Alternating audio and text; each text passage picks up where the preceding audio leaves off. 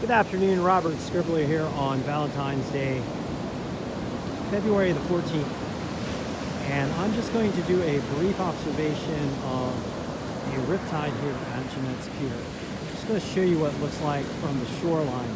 So you can see the rip starting to form out in front of us. And you see that draw, that current. It looks like a river in the ocean. And as we pan closer to the pier, directly ahead of us, you can see the riptide heading out. And you can tell by the ripples and by the way it pulls down the whitewater. I mean, the waves still break a little bit in the rip, but not as much as they do a little bit to the right of it. And you can also see those standing waves, like a river in the ocean in the rip.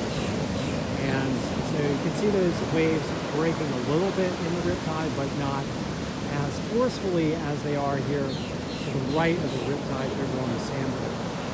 And this riptide goes on out to about the center, the midpoint of Jennette's Pier, and it makes a right-hand turn out behind the sandbar and continues on out past the sandbar and then diffuses behind the sandbar where it breaks off.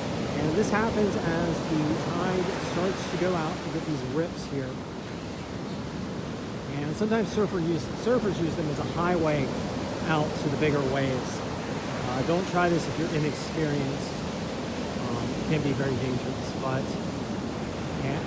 swimmers often have trouble with riptides. They get caught in them, they panic, especially if they're not used to them. But rule number one in the riptide, don't panic. Rule number two is if you do try and swim out of it, swim perpendicular to the current, don't fight it. Never fight the ocean. The ocean's going to beat you if you fight her.